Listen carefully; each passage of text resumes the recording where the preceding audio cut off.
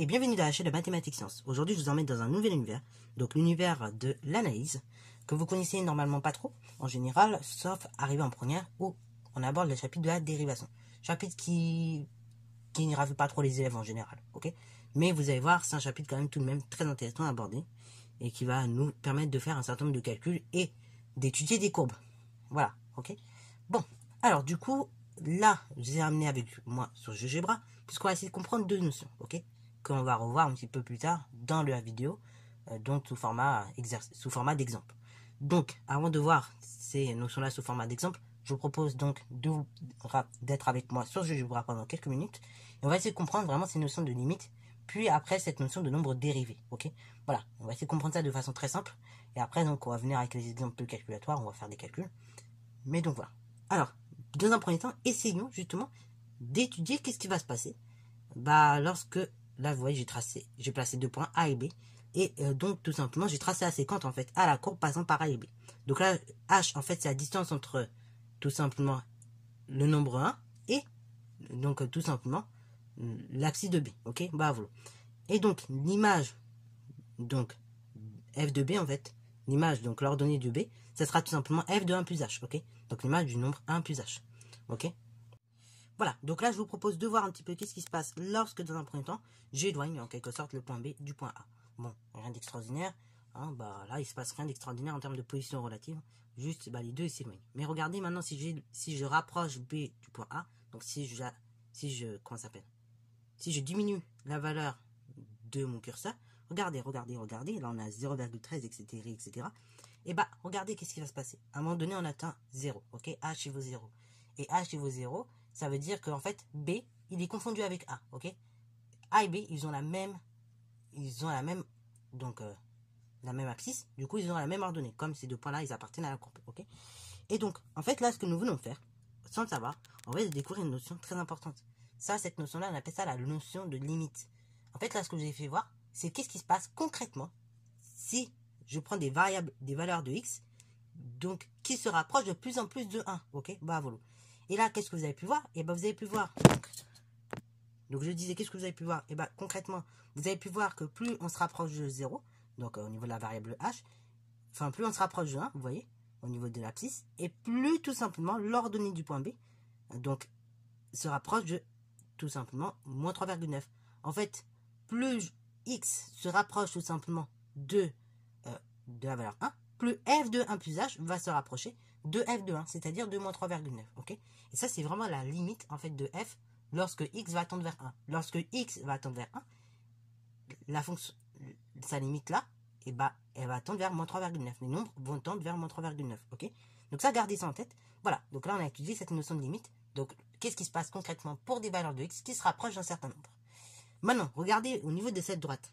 Cette droite, on a vu, elle coupe la courbe en un point. Ok? Bravo. En un point, puisque B et A, ils sont confondus. Cette droite-là, je ne vais pas tout de suite donner son nom. On va essayer d'abord de comprendre qu'est-ce qui se passe au niveau du coefficient directeur de celle-ci. Ok? Donc, regardez. Alors, au niveau du coefficient directeur, du coup, on va pas avoir la chance de voir qu'est-ce qui se passe. Donc, on pourra faire les calculs, si vous voulez, de tête, pour avoir une idée un petit peu de qu'est-ce qui se passe. Enfin, vous pourrez faire les calculs de tête, mais je vais vous dire un petit peu ce qu'on observe du moins. Donc là, le coefficient directeur de la tangente, on pourra l'observer après plus tard. Bon, je vous ai donné le nom, c'est pas trop grave, mais le coefficient directeur de la droite ainsi tracé, on va essayer d'observer un petit peu plus tard.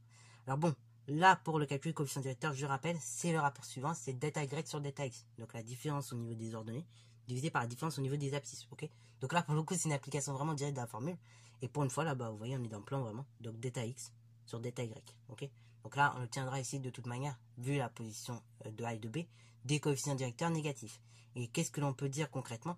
Et bien là, quand j'éloigne le point A du point B, ce coefficient directeur tend à être positif. Ok, voilà, il va vers les positifs. Et tandis que quand je rapproche B du point A, et ben ce coefficient directeur tend à être de plus en plus négatif. Ok, jusqu'à arriver à une valeur limite, hein, quand il se rapproche de A, c'est-à-dire moins 1,9. Ok, voilà. Et là, quand je rapproche de plus en plus de B de A, le coefficient directeur va se rapprocher lui-même de plus en plus de cette valeur, moins 1,9. Et on arrive ici. Donc là, on est vraiment pile entre les deux, ok? Le point B et le point A sont confondus, et donc, on a un coefficient directeur qui est de moins 1,9, ok? Bon, jusque-là, vous allez me dire, oui, mais à quoi ça me sert? Et bien justement, ce coefficient directeur, donc de la droite ainsi tracée, en fait, qui passe par qui coupe la courbe en un seul point, qu'on appelle communément la tangente, à la courbe. La tangente à la courbe passe au point d'abscisse 1. Et bah, cette tangente-là, le coefficient directeur de cette tangente-là, c'est ce qu'on appelle tout simplement, nous, et bah, le nombre dérivé. Le nombre dérivé, donc, en 1, par exemple, ce sera le coefficient directeur de la tangente en 1. Ok? Donc, en l'occurrence, ce sera moins 1,9, le nombre dérivé. Ok?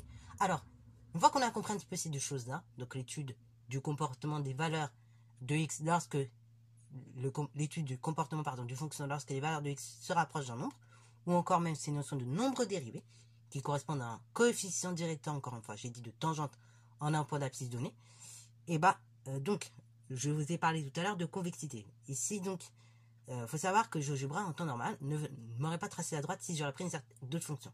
Là, je trouve que j'ai pris une fonction qui a deux convexités. Donc, c'est quoi la convexité? En fait, c'est la position relative entre la tangente et, donc, tout simplement, la courbe.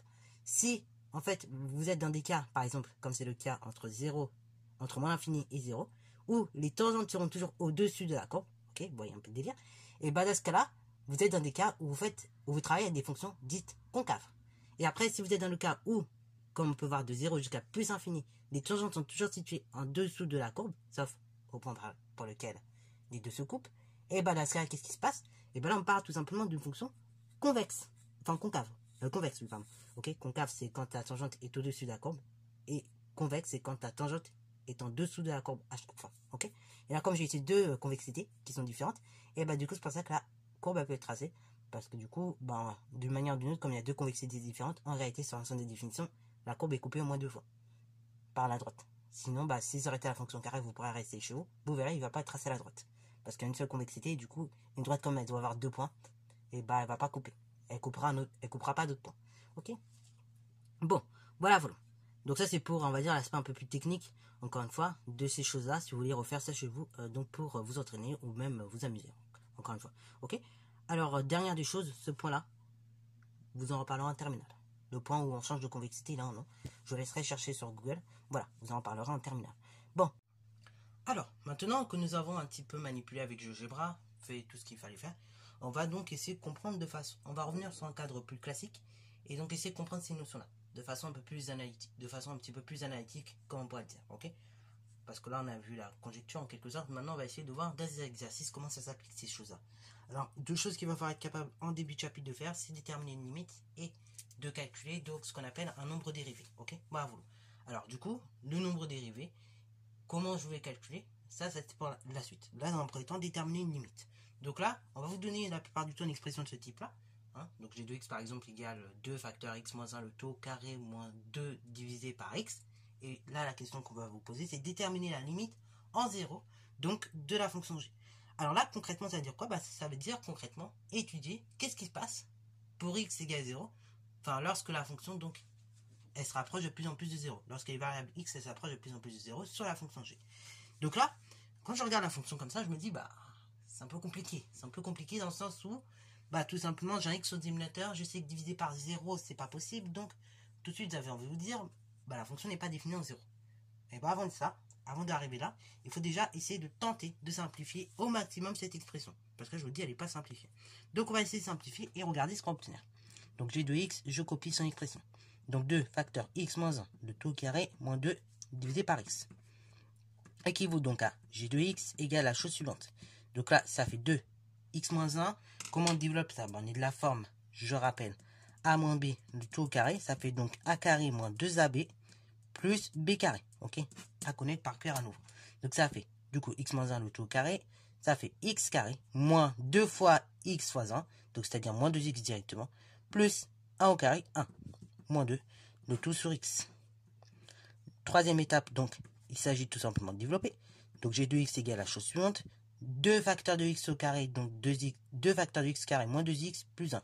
Donc, le 2, je distribue à x carré moins 2x et au 1. Donc, ça fait 2x carré dans un premier temps.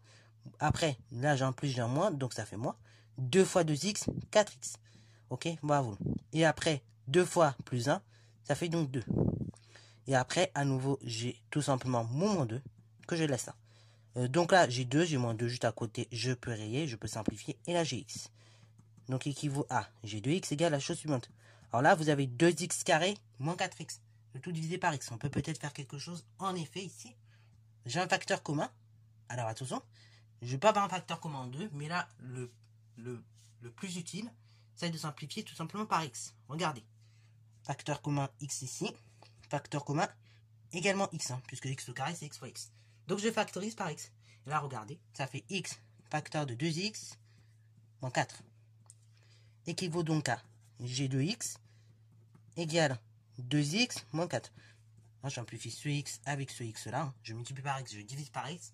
Il me reste juste ce numérateur là, 2x moins 4. Là, maintenant, bah, je me retrouve à étudier finalement la limite de cette fonction là. Donc là, vous allez voir, la plupart du temps, ça va être un peu de façon intuitive qu'on va le faire. Hein. On va rarement vous demander des cas compliqués.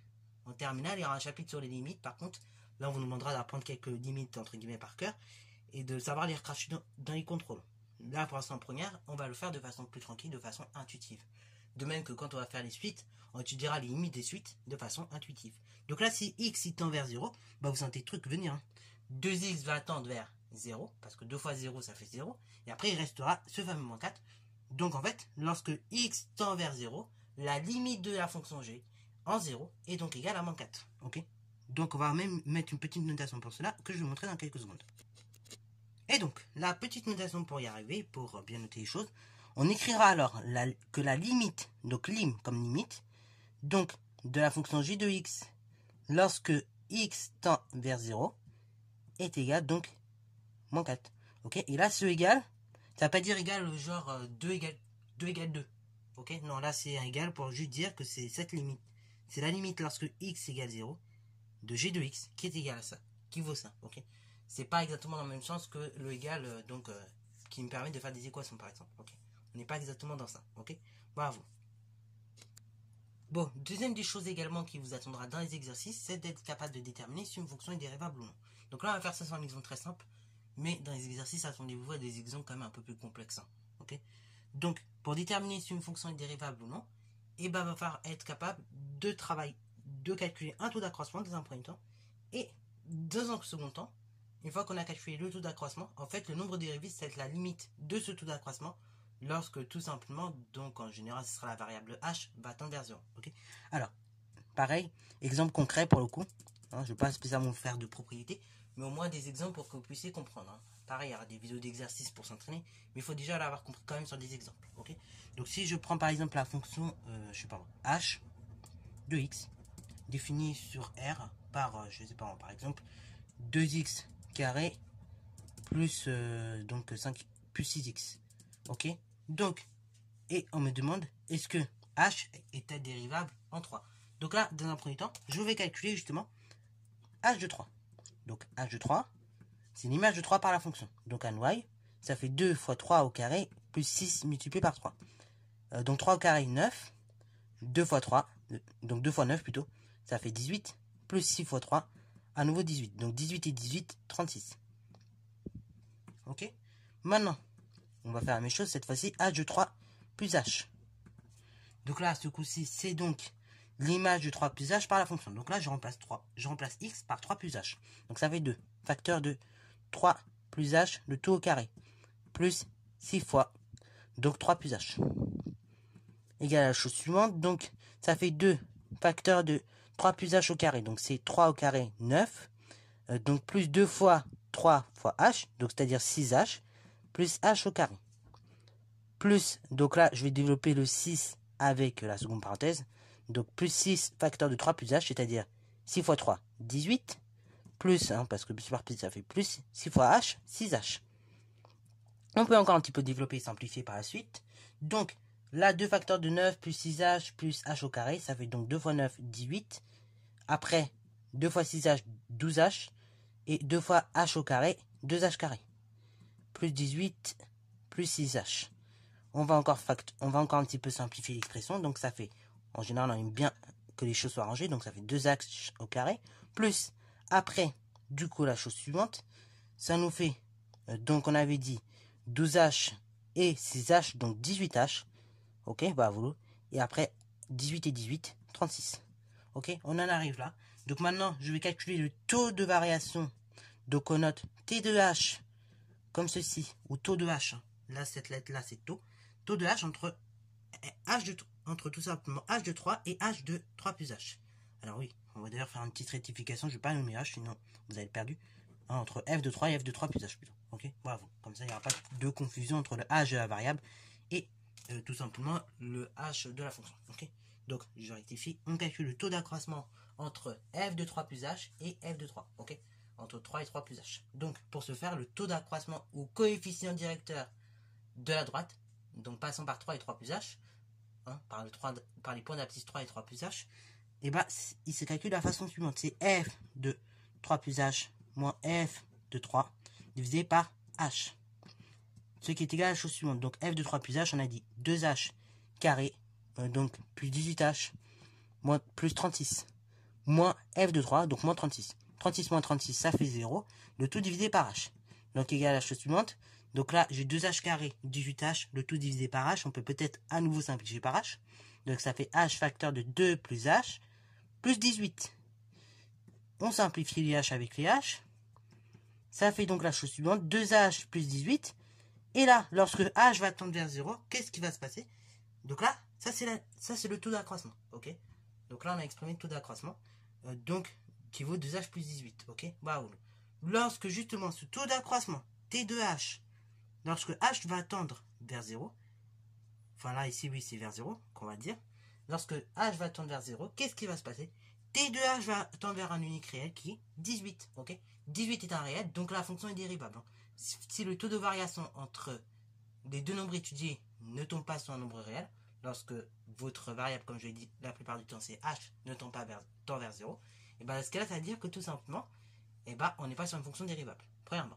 Et deuxièmement, du coup, le nombre 18 que je viens de trouver, c'est ce qu'on appelle le nombre dérivé de f, et se note f', donc de 3 en l'occurrence, puisque c'est un nombre dérivé en 3. Ok, donc on va le noter. Et voilà, donc là, quand h tend vers 0, alors le taux de variation t de h, ou taux de h, donc tend vers un réel unique 18, ça veut donc dire que la fonction est dérivable, et là vous précisez en quel réel, donc il s'agissait d'étudier sa dérivation en 3. Donc là, du coup, cette fonction est dérivable en 3. Donc f' de 3, le nombre dérivé de f en 3, est égal à 18. Et en fait, 18, c'est le coefficient directeur de la tangente, donc au point d'abscisse 3, ok. Comme tout à l'heure, on avait le coefficient directeur de la tangente au point d'abscisse 1, ok, vous voyez. Voilà, donc sur ce, c'est la fin de cette vidéo, j'espère qu'elle t'a plu. Si c'est le cas, n'hésitez pas à la liker, commenter et bon à toi en mathématiques et en sciences.